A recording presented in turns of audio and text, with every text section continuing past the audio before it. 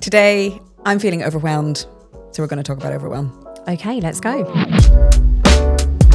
So let's start at the beginning then. What is overwhelm? Well, it's a big one. And I think a lot of people are feeling overwhelmed at the moment between the news cycle and all the change that's happening in the workplace. It's a lot, and we're feeling overwhelmed a lot of the time.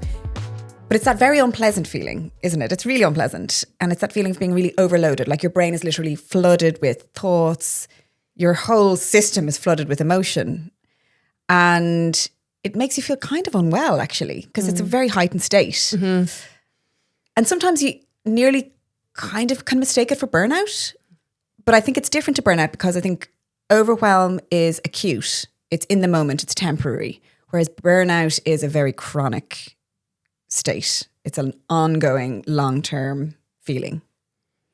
And I feel like burnout is almost the next stage of overwhelm, where you might have had loads of experiences of being overwhelmed, which I always think when I feel overwhelmed, I feel quite anxious. So it is heightened, as you say, You can really feel it in your body. But when you get to that stage of burnout, which is longer term, it's almost like it's hard to feel anything. And sometimes you feel completely detached where it's gone too far. So I guess what we're saying is, if you think you're at burnout, you might actually be overwhelmed. And they're very different things. And we use that interchangeably. But actually, as you say, overwhelm is in the moment. It can change day to day. Yeah. Burnout is chronic and it's long term. Yeah. And I think where we get blurry at the moment is that, I don't know about you, but for me, overwhelm used to be something that happened every now and again. You might get quite overwhelmed one day at work because too much is happening all at once. You've got too many emails. But overwhelm is happening pretty much every day for me at the moment. Now, parental overwhelm is another thing. It's very easy to get overwhelmed as a parent because literally so many things can happen all at once. And you're dealing with work, and you're dealing with, trying to be a good friend, trying to be a good family member, and you're dealing with all sorts of left field things coming from the kids. And not to mention the mental load of the house. And also the mental load of the class WhatsApp groups. And the class WhatsApp groups. Yeah. All of the above. WhatsApp in itself. Oh my God. I mean that's overwhelm. It's such a useful tool. But no, it is though, because it keeps us connected. And I love that. Yeah. But it's really overwhelming at times. Like if you open your phone, you haven't been on it for an hour and there's 67 WhatsApp messages. That's makes you feel overwhelmed because already you're thinking to yourself, because you know the way we're always saying how the brain is a prediction device, and already you're predicting, right, how many tasks do I need to get through here? How long is it going to take me to reply to all these messages? How am I going to summon up the energy and the mental capacity to reply to all these messages? And it's easy to just suddenly go, I just feel overwhelmed by that. So what we're saying though is, because we're experiencing this feeling of overwhelm, which is an acute state, but we're feeling it in a chronic way, it's not surprising that it's going to lead to burnout. And I feel like I'm using the word overwhelm a lot. Yes. And I think accurately, because as you were talking, then I was thinking, oh God, maybe I'm overusing it. Like maybe it's the new triggered, like I'm overwhelmed. But no, I think I am using the word accurately. I just think there's so much going on in life that I fairly frequently feel overwhelmed. Yeah. But burnout's different. So I went through a period of burnout, and it's quite bleak when you're in burnout. And I think for me, and again, it's going to be slightly different for everyone going through the process. But when I got to that stage, I pushed myself so far. I was completing a doctorate, writing a book. It was COVID times. I had 2 small children at home. Really, really full on. And I'd kept pushing because I had to finish the doctorate. I had a deadline I had to get to. I'd signed a contract for the book, which in hindsight I probably could have shifted, but I felt obliged. And I was very conscious that my children were little and I didn't want to waste any time with them. So I was getting up really early, like before they got up, and I was doing stuff like when they'd gone to bed, really like not great working times for me. And when I eventually got to the point of burnout, it was, the only way I can describe it is I couldn't do anything else. Yeah. It was like I couldn't take on another task. That task could have been cooking dinner or replying to a message. I couldn't do anything. Yeah. It was like being a deer in headlights, but not being scared, like literally just being frozen. And I think perhaps it's a good thing that I'm a psychologist. So I knew what that was. Yeah. Also, You're quite self-aware of it. I remember chatting you through it at that time, and you were aware of it as you were going through it. I was, but it's also quite embarrassing that it got to that point. You know, I talk about overwhelm and burnout and how to look after yourself. And I was a bit like, how have I ended up here? Like, it goes to show that for all of us, if we don't watch the overwhelm, then it might turn into burnout. Yeah. So there's a lesson to be learned. And I've got close to it again since then. But I've never ever experienced the same burnout because I live life differently now. Yeah. I don't live it in the same way. Yeah, me too. I've definitely experienced burnout for different reasons, but it definitely made me just really clear on where I need to stop, where my boundaries are, whether it's to do with work or to do with fulfilling commitments in my personal life. I now know, do you know what? I just need to say no to that. And because otherwise I will get burnt out. And you have to.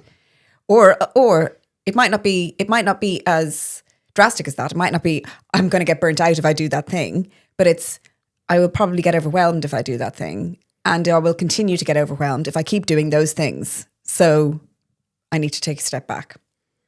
So should we talk about how, if you're feeling overwhelmed, the thing is, right, so we cannot solve, unfortunately, we cannot solve the fact that the world is overwhelming at the moment. We can't take away the WhatsApp groups. We can't take away the enormous changes that are going on at work. I'd love to be able to solve those things. Yeah, me too. We can't solve those things. What we can do, though, is find little things that we can do in our lives. Not hacks, by the way, not protocols.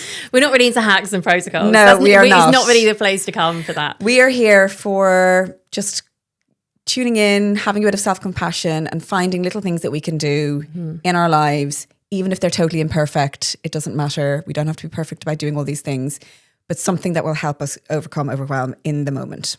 I think that's a really good place to go. But I think, let's be really clear. So overwhelm is when we feel like we can't cope or can't meet demands. It's acute, it's in the moment, it's day to day. It's probably quite a Very heightened feeling, which we mean, when I say heightened, I mean things like raised heart rate, feeling anxious. You can definitely feel it in your body. Burnout is when that could have been going on for a long time. There could be other things going on as well, where over a longer period of time, you feel like you don't have the resources, whether that be time, energy, finances, focus to meet demands around you. And that's a different tips into a different feeling. And actually some of the things that help with overwhelm will also help with burnout. But if we can tackle the overwhelm, even just a little bit, even if we can tackle it by reduce it by 10%, we might be able to make sure that we don't get to burnout phase, which is kind of how I live my life now. So I'm like, if I can tackle this stuff day to day, have some of these ways of dealing with overwhelm, then actually I'm far less likely to see that bleak depths of the pits of burnout again, which is good for me. So the thing that I find most useful, both for overwhelm, but also for generally dealing with life, is a skill called psychological flexibility, which comes from the world of therapy. It's a different wave of, most people have probably heard of cognitive behavioral therapy. This is it's kind of like a progression of cognitive behavioral therapy. It's called acceptance and commitment therapy. So it's used in clinical settings really effectively to help people manage stress, to help people cope with pain, chronic pain. It's incredibly effective to help people overcome depression. But I find it really useful as a tool to navigate through life, but also as a tool to navigate those in the moment feelings of overwhelm.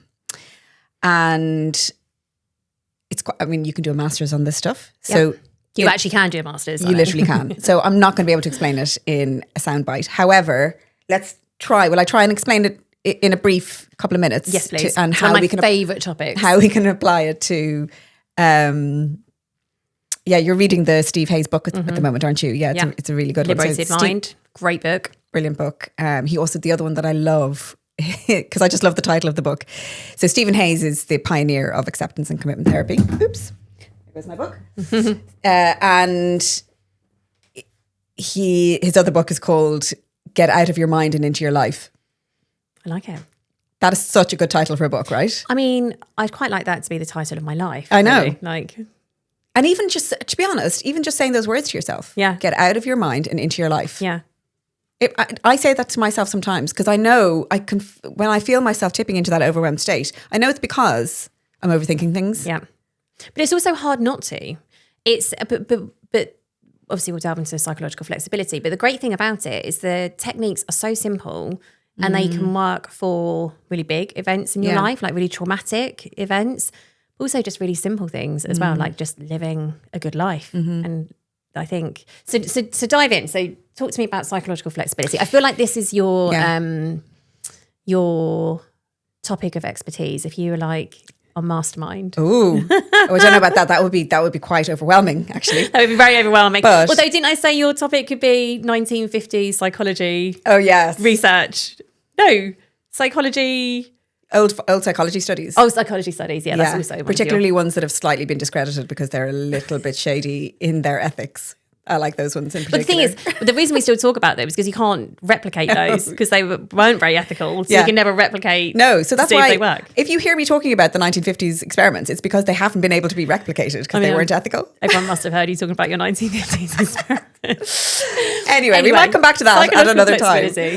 So psychological flexibility is the ability to tune into the present moment, to just stop and tune into the present moment and recognize and accept what's going on for you in that moment, even if it's uncomfortable. And that's a really important part of it. And then to be able to take action in that moment that is aligned with your own values, aligned with your goal, like where you're trying to get to, either in that moment. So it might be like, my goal is to get a cup of tea and I'm going to go and get it. But it also might be, obviously, my goal is today to finish this report. My goal is to help my kids with something.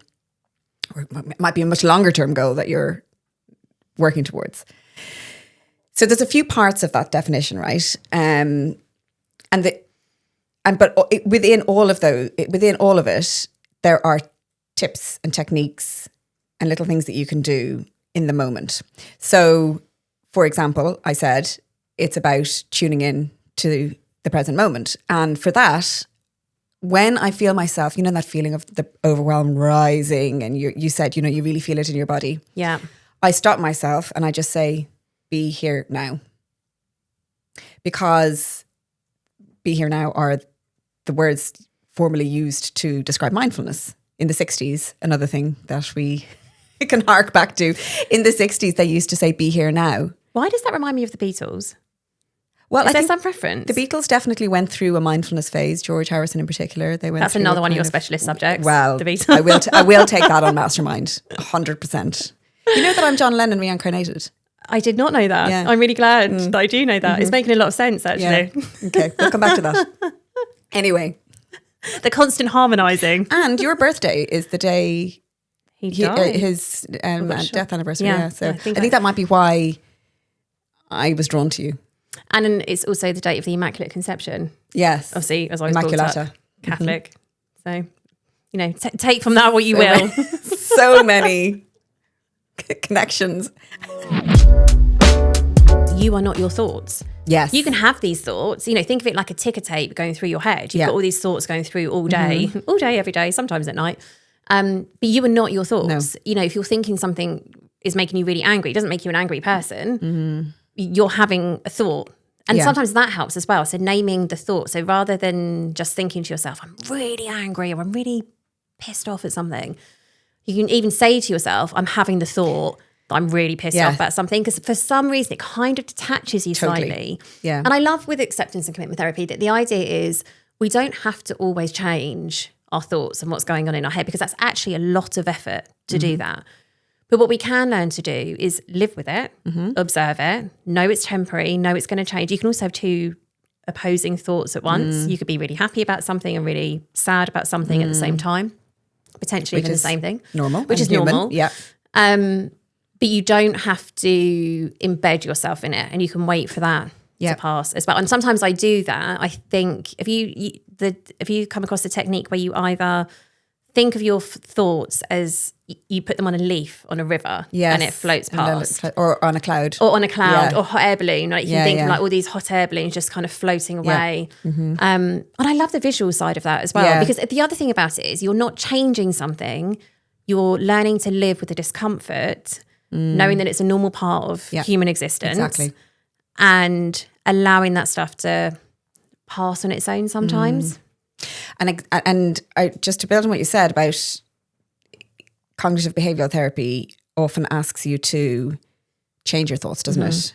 Yeah. And this is not to say that I don't subscribe to some of the teachings in cognitive behavioral therapy. It can be extremely effective in lots of respects.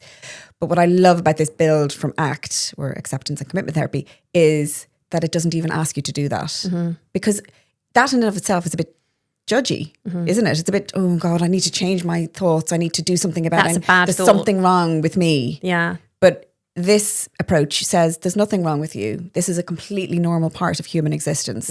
To have these thoughts, to have these racing thoughts, to feel this discomfort is so normal. That's what happens to everyone.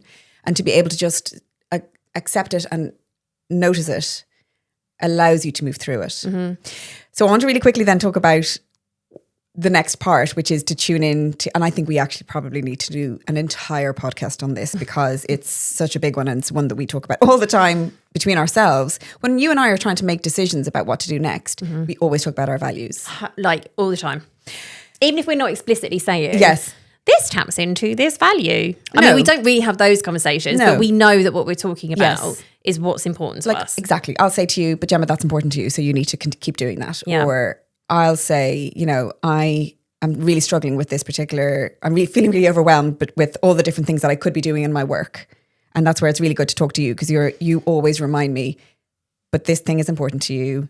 Also, don't forget that, you know, spending time with the family is really important to you. So don't let work impede on that. So tuning into your values is hugely important for those big life decisions, but it's also important in that moment. In the moment of, I'm feeling really overwhelmed, somebody's calling me, I've got this work presentation to finish, the kids are downstairs and they're making loads of noise and I need to do something about that, the house is a mess. How do I literally make that decision in this moment? Because there's too many things that I need to do at once. So you just do this thing of taking your breath, tuning into the discomfort, let it move past, and then ask yourself what's important now. And actually, I remember you saying that to me once and it completely changed my life. Because, you know, it's when the kids are stressing about getting in the car and going to school and even like little situations like that, I think what actually matters now, what matters, they might be 5 minutes late, but they're going to be happier going in. Now, I'm not saying I want children that are late everywhere they go. That's a whole other value I might have. But even silly things, you know, if you're getting stressed about making dinner with people coming over, what matters now? What matters is you have a really nice time and you have a great conversation. Does it really matter if there's laundry still out or, you know, it's not exactly perfect? So they're little tiny moments. That phrase, what matters now? Is that what matters now? I usually say what's important now. But I think it's just, it's one or the other. It both make sense. I think it cuts through the noise. And helps you make decisions. Especially think about overwhelm. It helps you make a quick decision. And that's what we're here for. And that's what you need to do. And also it helps you feel kind of at peace with that decision. Because you know, you've made a decision aligned with your own values. So even if you're worried that it's not, you know, the day is not going to end perfectly, at least you kind of go at the end of the day, but I made a decision that felt right for me. There's loads more we could say on this, right? 100%. So I actually feel like let's do another podcast on values and how to make values-based decisions. But should we maybe go back to overwhelm and now think about what happens when the flip side happens, when we're underwhelmed? Or how do we find the right whelm? We need to find the perfect whelm. Perfect. So there's also this idea of we might try not to be overwhelmed, but we also don't really want to be too underwhelmed in life either. But then do we sometimes keep ourselves overwhelmed because being underwhelmed, i.e. being bored, can be really uncomfortable as well? It's a really hard balance. I think at the moment, many of us are more afraid of being underwhelmed than we are of being overwhelmed. Do you think that's things like social media and apps, and because we've constantly got something at our fingertips, we can do something, contact someone, respond to something, look at something on our phones. Do you think that's kind of taken away a little bit of that underwhelm, like just being bored and creative? But we know boredom leads to creativity. It does. And you know how the classic thing of when you're in the shower, you get all your good ideas, and it's because you literally cannot go near your phone when you're in the shower. It's the one time you just cannot go near your phone. And that's because the brain goes into just that doing nothing mode, which is called the default mode network. And when it's in that mode, literally other connections start getting made in your brain, and you start having other ideas. You can even come up with creative solutions to find yourself out of overwhelm. That's why one of my tips on overwhelm is to go and have a shower. Go and have a shower. Go and hide. Sometimes I hide upstairs from the kids. Don't tell them. No, but sometimes I do. Sometimes I go away just from the situation for a couple of minutes to just find a bit of underwhelm, to be honest, because that is actually what's going to help me find the solution and make a better decision. So I do think, though, we are in it's a bit of a problem statement for us all, me included. I'm addicted to my phone. I need to do everything on my phone. The WhatsApp groups are on the phone. Emails, Work. My shopping, everything is on the phone. So I do think that it is a bit of a problem that we never let ourselves get into underwhelm. Now, in fairness, underwhelm in the longer term sense is a scary feeling, because actually that does start to feel a little bit like depression and languishing. Yes. Do you remember Adam Grant had that big Because if we think about it at work, you don't want long periods of underwhelm where you're a bit bored, not really achieving anything. You also don't want long periods of overwhelm either, where that's stressful, potentially anxiety in that place. You want to, ideally find this middle ground as much as possible. I think that applies in life as well. Like, you don't necessarily want to live an underwhelmed life where day to day you're not really being stretched or challenged or being creative, like coming up with new ideas to meet new demands, like, because that's the stuff that also is interesting in life and keeps us going. I think, and it's also hard to find the perfect balance, that perfect middle ground. How do you find the perfect realm? How do you find the perfect realm? Is it that it doesn't exist? Or is it that it sometimes exists? Like, I think of, do you know what I think of the perfect realm as? Flow. Yeah. So we know flow is this lovely state that you get into when you are immersed in a task that you love doing, that you're finding meaning from in and of itself. It could be, if you're really into spreadsheets, it could be that you're deep in a spreadsheet, but it's often associated with art. So if you're, painting a picture, or if you're creating something musically, or even playing music. So flow is that state. But the thing with flow is that there is a little bit of challenge always associated with it. So you have to have challenge. You can't be in flow without challenge. No. So it's that lovely balance of being a little bit challenged, but also being somewhat relaxed and completely focused on what you're doing. So that's why, again, I always say, when people are telling me that they're dealing with this overwhelm on an ongoing basis, that every day they're getting overwhelmed, I always say, make sure in your day, and I advise this to leaders of teams as well, make sure your teams are getting the opportunity to get into the flow of their work every day. Stop all the meetings, for example. Make sure you're blocking out hours at a time so you're getting deep into the flow of your work, because that literally can help you overcome overwhelm in that day. It totally can. And I think it's something to aspire to. I don't think there's a perfect balance where there is the perfect, I don't think there's a day where you're in the perfect realm the whole day. No. Things are up and down. That's life. Totally. And I think rather than, it's a bit like, we talk about work-life balance and we've replaced that with work-life blend. It's kind of finding your right blend of whelm and making sure there's enough good whelm in there to balance out some of the over or under. Yeah. Yeah. So we haven't really solved it, but I think those are the things that may help, right? I think so. And I think using these kind of in-the-moment quick tools, especially because a lot of us are finding ourselves in that overwhelm mode at the moment, is just going to bring the balance back a little bit. And if we can just bring a little bit more of that into our lives, it makes the day so much easier and so much more pleasant, so much more joyful. Yeah. Should we do good, bad, blurry? Is there anything good about overwhelm? I can't find anything good about overwhelm aside from if it's for short periods of time, maybe it stretches your ability or forces you to do a bit of creative problem solving if something new comes up. However, I'm clutching at straws here, trying to find something really good about it. Bad, so bad for your health. Yeah, it's bad to be in an ongoing state of overwhelm. Even though it's acute, if you keep on having it, it's not going to be good news for you. And it's bad that our modern society and modern life has us in this state. So even though just to be aware of it is actually a good thing. So it is bad, but being aware of it can help. And also, like we talked about, there were simple things you can do to address some of this and kind of bring it back a little bit as well. So it is bad, but it's not all doom and gloom because we have a few little answers on that front. Blurry. I find the whole whelm blurry. Yeah. So, we need a bit of overwhelm in life sometimes, maybe to push us forward for something. We need a little bit of underwhelm sometimes to allow our brains to do some thinking and some connections to be made, and finding that perfect whelm is blimmin' hard. It even feels a little bit overwhelming to try and find the perfect whelm. I'm going to add that to my list of things, add it to my list of things to do. Which actually makes me overwhelmed. The amount I have to move off my day-to-day list, like into another day, like frequently. That's another way I manage overwhelm. It's like just basically shove things back as far as I can. That's a good, We didn't even talk about the to-do list, did we? Just throw it out. The to-do list, honestly. So, shall we tombola? Let's tombola. Okay, do you want to spin today?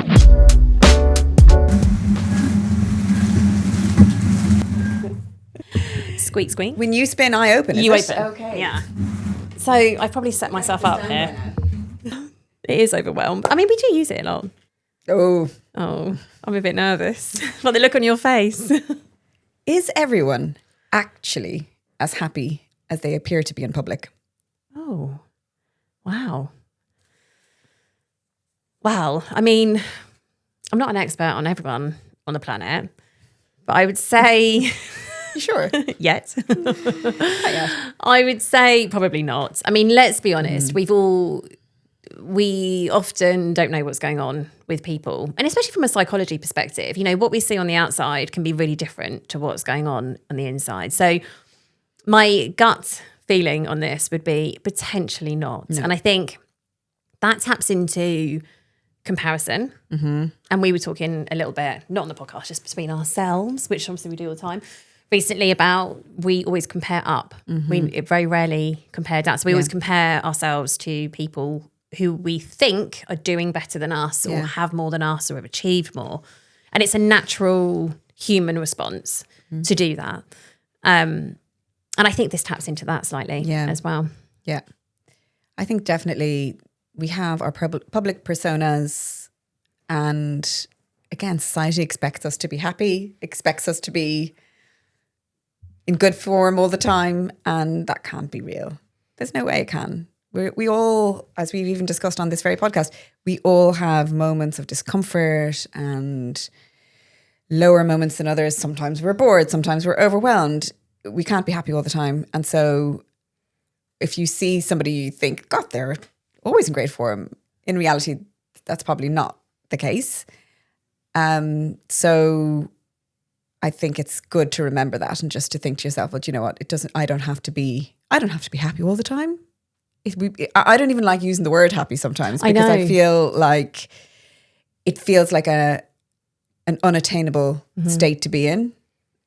So I think remind yourself. I liked what you said actually about contentment when we were chatting the other day, that just even to be content is nicer than the idea of chasing something more explosive than contentment. So that's my new goal. I think as a born again Stoic, which obviously I mention fairly frequently. I promise one day we'll do an episode on Stoicism. But the idea is that contentment, you can have these small moments of contentment throughout the day. It's not always happy, explosive joy.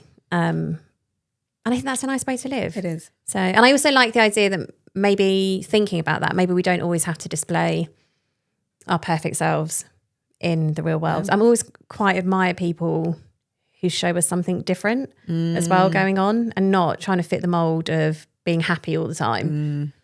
I really do actually appreciate that. So maybe that's something I need to think about a little bit more. Yeah. So what do we need to ask people to do if they've enjoyed this podcast, Gemma? it's a very good question. The normal podcast things, share, Yeah. rate. Write in for the tombola. Write in for the tombola. Give us some questions. Yeah, we do. If you don't want to send it on a public, like we're on Instagram, TikTok, LinkedIn, YouTube, you can DM us if you have a personal question you want to ask in the tombola. 100%. And we'll pop it in there. And that's it. So until next time. Till next time.